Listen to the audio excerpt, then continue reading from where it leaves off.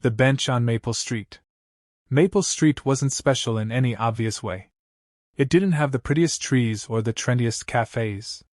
It wasn't a tourist attraction, and most people driving through town wouldn't give it a second look. But for those who lived there, Maple Street meant something.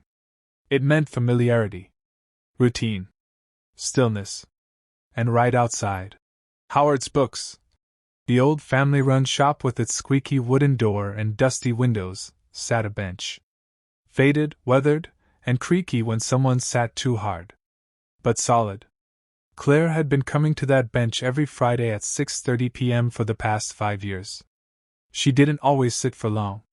Sometimes 5 minutes. Sometimes an hour. Sometimes she just passed by, touched the armrest with her fingers, and kept walking. But she always showed up. She was in her mid-30s now. The kind of age where your friends are either just settling down or quietly breaking apart. The age where your job starts to feel more like a title than a passion, and the things you thought would feel permanent start to change form. Claire worked in marketing. Or more accurately, Claire did marketing, as she said, like it was something she tolerated more than something she lived for. The bench was the last place she saw her father before he died. They'd shared a coffee in silence, just watching the light shift between the trees across the street. He wasn't a talkative man, but she never needed words with him. Just the quiet. Since then, the bench had become her way of remembering him. But not in a sad way. More like an anchor. A breathing space. One particular Friday, in late September, the air had that early autumn bite to it. Claire wrapped her scarf a little tighter, sat down with her coffee, and exhaled.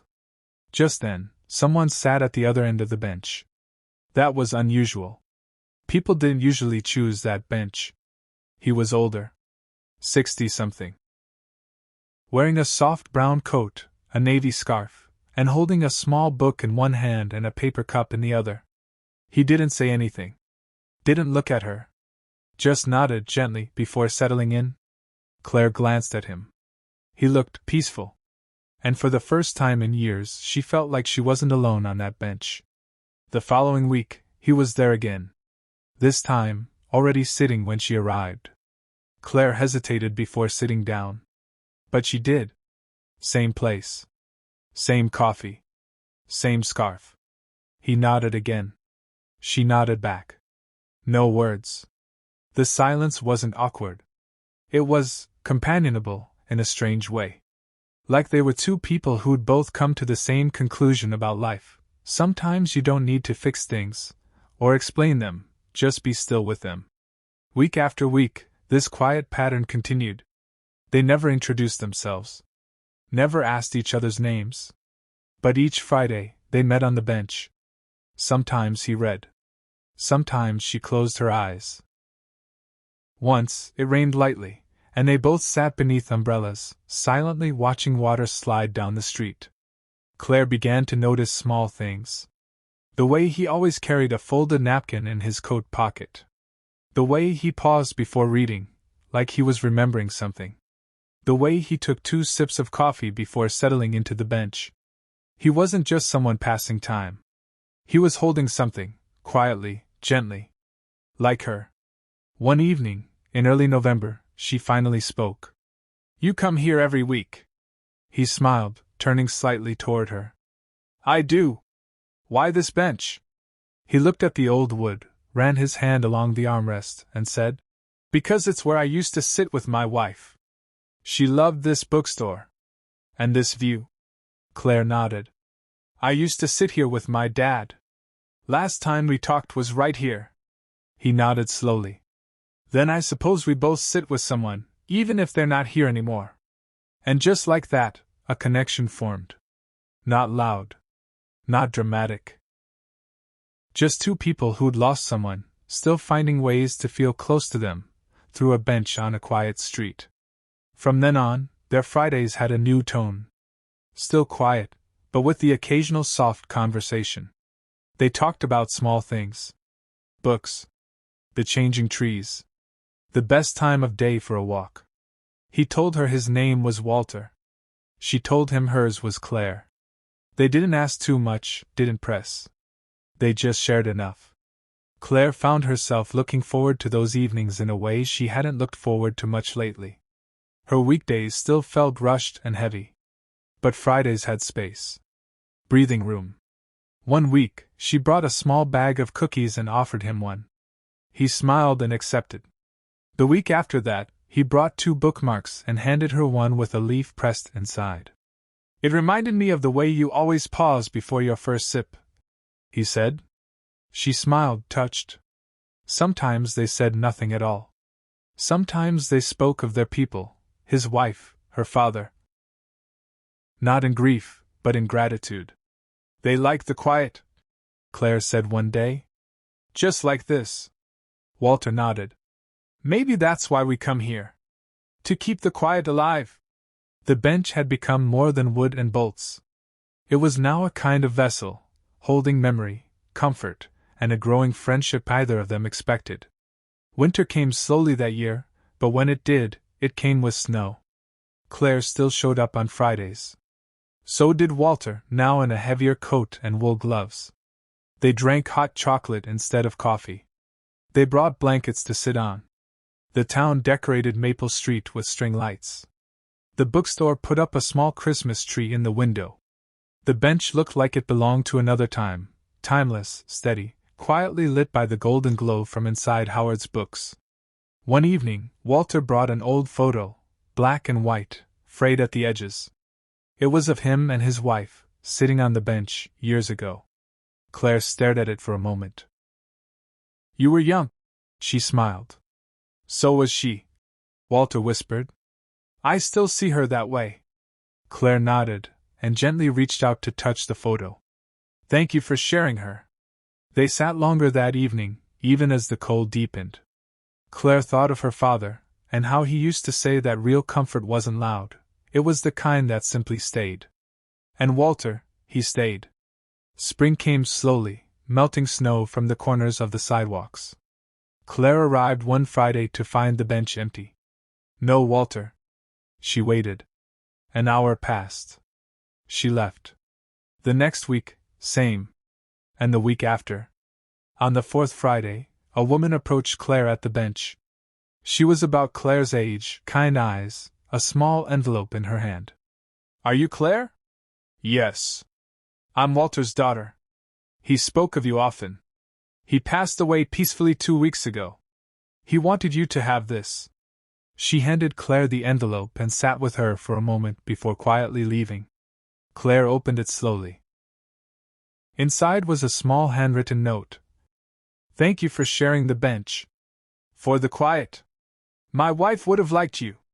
Don't stop coming, it's still a good place to sit. Walter." There was also a photo, Claire and Walter. Someone must have taken it without them knowing. 2 people, sitting side by side, quiet smiles, holding warm drinks on a cool evening. Claire cried softly. But not with sorrow. That Friday, she sat a little longer than usual. And in the weeks that followed, she kept coming. One day, another woman sat at the other end of the bench. Young, quiet, holding coffee. Claire nodded to her, gently. And so the bench remained what it always was, a place to rest, to breathe, and sometimes, to begin again. The laundry room downstairs. It was the kind of place most people overlooked, the laundry room downstairs in an old brick apartment building on Elm Street. The flickering fluorescent lights cast soft shadows on the chipped paint of the walls. The hum of the washing machines filled the space, occasionally interrupted by the gentle clatter of tumblers and the soft rustle of clothes shifting inside. Sarah had been coming here every Thursday evening for the past 3 years.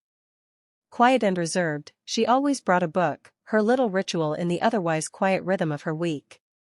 She liked the solitude, the steady routine, and the anonymity of a place where no one really noticed you unless you spoke first. Most evenings, she'd find a corner, drop her clothes in a machine, start the cycle, and then lose herself in pages while the machines did their work. Tonight, the usual quiet was broken by a new sound. A man fumbling with one of the old machines, muttering curses under his breath as he tried to make sense of the confusing dials and buttons. Tom had just moved back to the city after a painful divorce and nearly a year away from his old life. Laundry hadn't been a priority during that time. Now, facing the mundane task of washing clothes, he found himself confused by the ancient machines of this old building. Determined not to give up, he tried to figure it out alone, but after several failed attempts, he finally spoke up. "Excuse me," he said, trying to catch the attention of the quiet woman in the corner. "Do you know how this thing works?" Sarah looked up, surprised but not alarmed. She closed her book gently and walked over. "You put the soap here," she said, pointing to the small dispenser, "and then you choose your cycle here." Her voice was calm and even, like the soft rhythm of the machines humming around them. Tom smiled sheepishly. "Thanks. I'm Tom." "Sarah," she replied with a small nod. They shook hands briefly, an awkward moment hanging in the air before fading into a comfortable silence. From that small interaction, something quietly began. Weeks passed, and Thursday evenings became less about solitary chores and more about shared moments. Tom and Sarah would arrive around the same time, often exchanging greetings, sometimes offering tips on how to get the best results out of the machines. Conversation slowly grew from practical advice to stories of life and loss. One evening, Sarah arrived clutching a worn copy of To Kill a Mockingbird. She had been reading it slowly, savoring each chapter. Tom was already there, folding a pile of freshly cleaned clothes with care. "I never understood why that book means so much to people," Tom said, folding a shirt with deliberate care. "It's about kindness and courage," Sarah answered softly. "About standing up for what's right, even when it's hard." Tom nodded thoughtfully. "Sounds like something I could use right now." Their talks became a bridge over lonely stretches of life. Tom opened up about his divorce, the quiet house he returned to each night, and the ache of starting over in a city that felt both familiar and foreign. Sarah shared her own wounds, the loss of her mother 2 years ago, the slow healing, and the small moments that kept her moving forward. No matter how hard the week had been, Thursday nights in the laundry room offered a reprieve, a place to breathe and find quiet companionship. Winter came slowly, frosting the windows and making the room colder than usual. One Thursday evening, Tom showed up with 2 steaming cups of coffee in a thermos.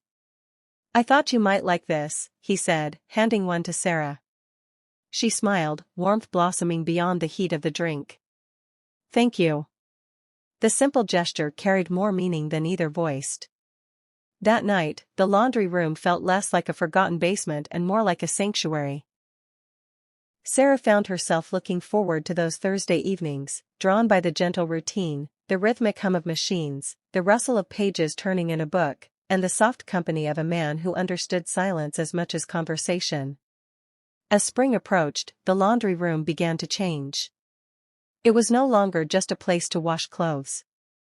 Neighbors began stopping by, exchanging smiles and brief hellos.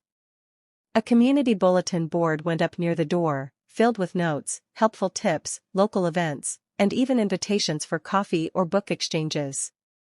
Sarah and Tom became quiet leaders of this slow transformation, organizing a weekly coffee hour after laundry, where neighbors could gather, share stories, and find comfort in connection. The laundry room became a symbol of new beginnings, of healing, and of the quiet power of human kindness. One evening, as the sun set in streaks of orange and pink, Tom and Sarah sat on the weathered bench outside the building.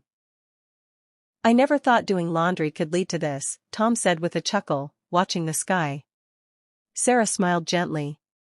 "Sometimes the simplest things bring the most meaning."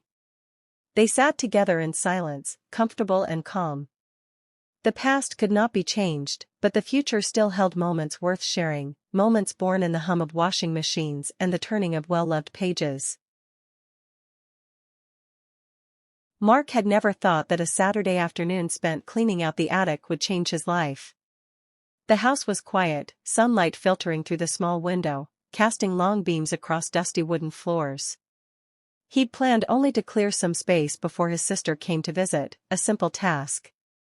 But the past, as he was about to find out, has a way of creeping up when you least expect it. The attic was a trove of memories, stacked in cardboard boxes and plastic bins.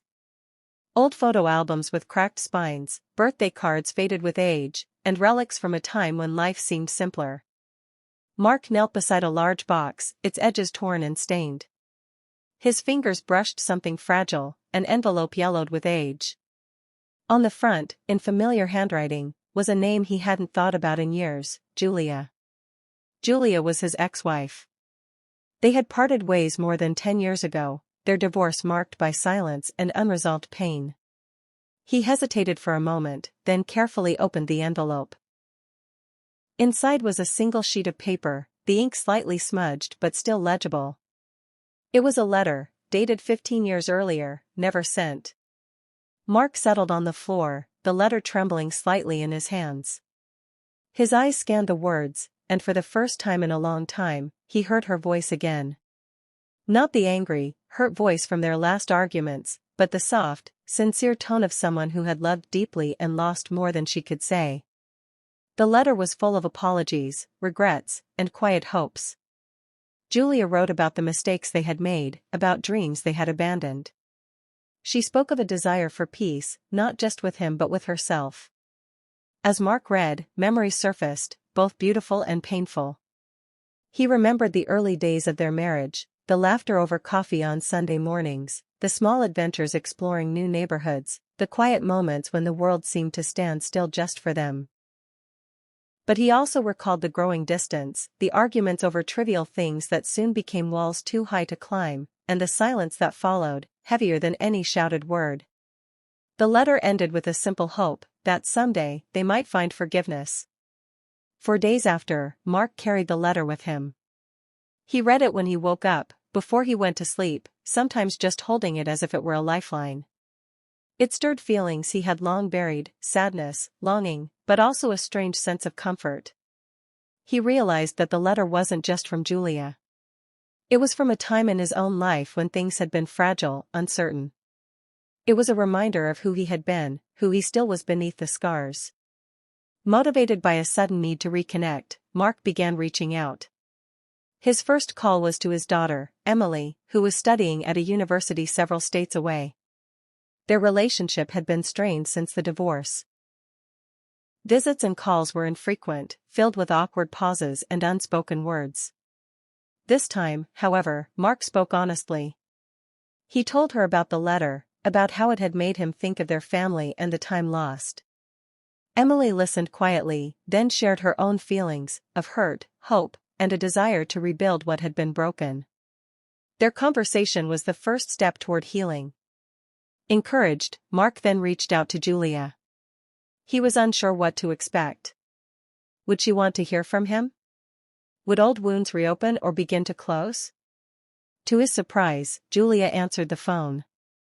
Her voice was cautious but kind. They spoke for hours, sharing memories and regrets, but also growth and forgiveness. They didn't erase the past, but acknowledged it, letting it rest. As weeks passed, Mark found himself reflecting more deeply on what it meant to forgive, not just Julia, but himself. He began to understand that life's imperfections were part of the journey, that love could take many forms, and that sometimes letting go was the greatest act of love. Mark's world, once shadowed by regret, started to brighten. He made plans to visit Emily, to spend time with Julia in a new way, not as husband and wife, but as two people who had once loved and learned. The letter had been more than words on paper. It was a bridge, connecting past and present, pain and peace, endings and new beginnings. And for Mark, that was enough.